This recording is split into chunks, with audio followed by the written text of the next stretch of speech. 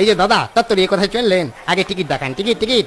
দেখলাম দরজার কাছেই দাঁড়িয়ে আছে এক সন্ডা মতন লোক, মাথায় হনুমান টুপি, চোখগুলো কেমন লাল লাল ফোলা ফোলা, চোখের তলায় কালি।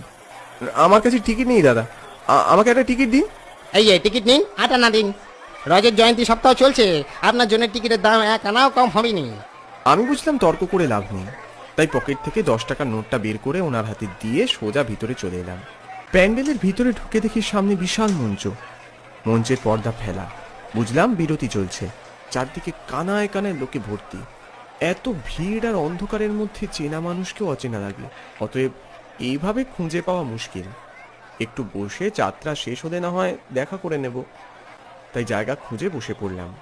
শুনতে পেলাম, কি সুন্দর পালা খান বলো দেখিনি। হ্যাঁ, ছেলে মেয়ে দুটোর অভিনয় দেখি চোখ কান জুইয়ে গেল একেবারে। আমি ঘড়ি দেখলাম, বেশ রাত হয়ে গেছে তখন।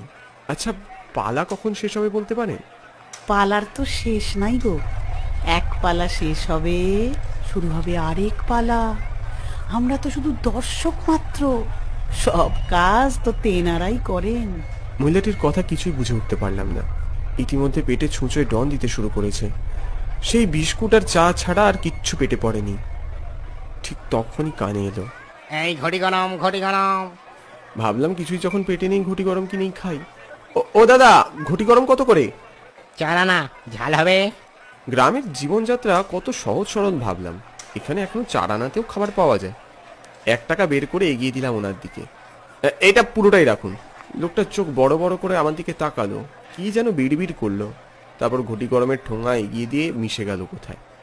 খিদেতে পেটে আগে থেকেই পাক দিচ্ছিল, তাই গরম গরম ঘটি গরম মুখে দিয়ে চিবোতে থাকলাম। সেই চিবোতে গিয়েই হলো যত বিপত্তি। টক ঝাল ঘটি গরমের বদলে বিস্বাদ শক্ত কিছু মুখে পড়লো। চিবোতে গিয়ে যেন দাঁতগুলো ভেঙে গেল একেবারে। মুখ থেকে ফেলে দিলাম। সস্তার দিন অবস্থা। নিশ্চয়ই চানাচুরে পাথর মেশানো ছিল। ভেজা চানাচুরের জন্য আরেকটু হলেই দাঁত কটাই পকার পার হচ্ছিল। আমি নড়বড়ে দাঁতে হাত বুলোচ্ছিলাম।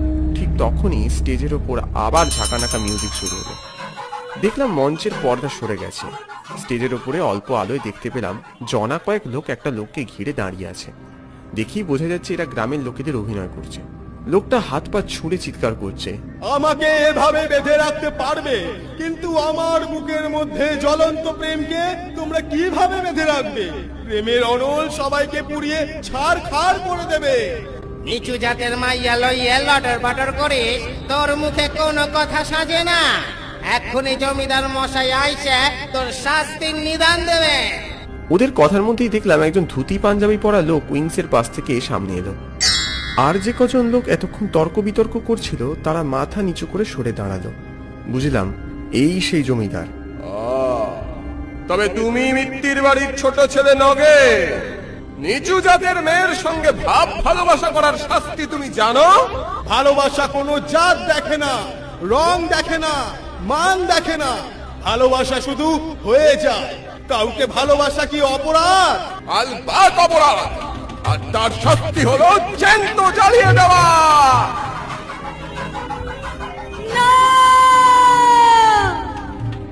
আমি দেখলাম মেয়েটা স্টেজের অন্য প্রান্ত থেকে ছুটতে ছুটতে নায়ককে আড়াল করে দাঁড়ালো।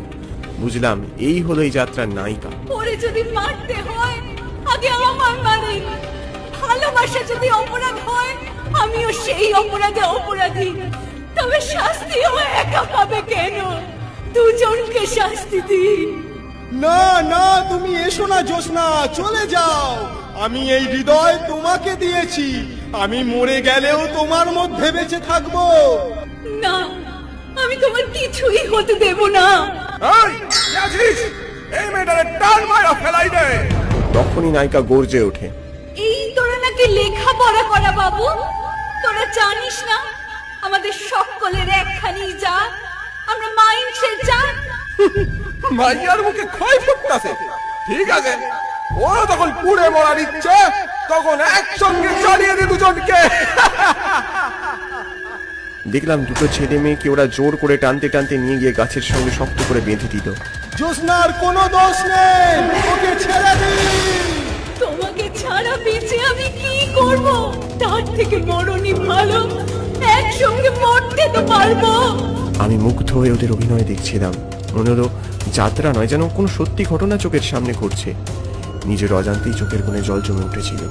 দেখতে দেখতে গায়ের লোকজন জমিদার মশাইয়ের নির্মম নির্দেশে ওদের গায়ে তরল ঢালতে শুরু করল। তারপর আগুন ছুড়ে দিল ওদের দিকে। দাও দাও করে জ্বলে উঠলো সব, একেবারে সত্যিকারের আগুনের মতো জ্বলছে যেন চারদিক। হঠাৎ নায়ক নায়িকার অদ্ভুত পরিবর্তন দেখতে পেলাম। ওরা কর্কশ্বরে চিৎকার করে উঠল, আমাদের জ্বালিয়ে মারতে চাইছিস? আমাদের কেউ আলাদা করতে পারবে না, কেউ না। আমি দেখলাম ওদের মুখ চোখের চেহারা যেন কেমন পাল্টে গেছে। ওদেরকে আর বিন্দুমাত্র মানুষের মতো দেখতে লাগছে না। ওদের সারা শরীর যেন সত্যি সত্যি জ্বলে পুড়ে গেছে। স্টেজের চারদিকে দাউ দাউ করে জ্বলছে আগুন। আর এই বিভৎস চেহারার ছেলেটা আর মেয়েটা স্টেজের সমস্ত কলাকুশলীদের টানতে টানতে নিয়ে যাচ্ছে সেই আগুনের দিকে।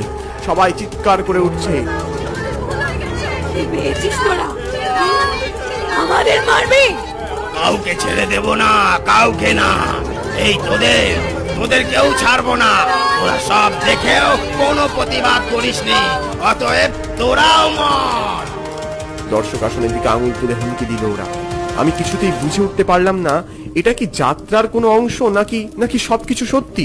কিন্তু যখন দেখতে পেলাম মঞ্চের আগুন ধীরে ধীরে এগিয়ে আসছে দর্শক আসনের দিকে, আর আশপাশের লোকেরা প্রাণ ভয় চিৎকার করে পালানোর চেষ্টা করছে, তখন বুঝতে পারলাম এখানে গন্ডগোল কিছু একটা আছে। অন্ধকারে পালাবো কোথায়? পকেট থেকে মোবাইল বের করে আলো ফেললাম। সঙ্গে সঙ্গে ঘটি গরমের ঠোঙাটা কোল থেকে গড়িয়ে পড়ে গেল মাটিতে। চমকে উঠলাম, ঠোঙায় ঘটি গরম নেই, তার বদলে কিছু হাড়ের টুকরো, দাঁত আর রক্ত। আমার মাথায় সব তালগোল পাকিয়ে গেল। হাড় তুলে তাকিয়ে দেখি আশপাশে তা সব মানুষগুলো আর মানুষ নেই।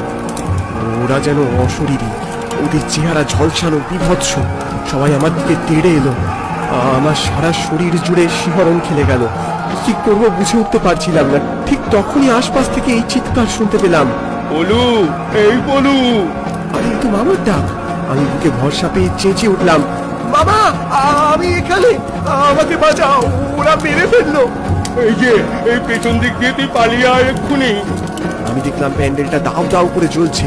দর্শক আসন যে কোনো সময় এই আগ্রাসী অনল পুড়িয়ে ফেলবে। এদিকে পিশাচগুলো তেড়ে আসছে এদিকেই। আমি ছোট দরজাটা লক্ষ্য করে ছুটতে শুরু করলাম। চোখ বন্ধ করে ঠিক কতক্ষণ ছুটেছি জানি না।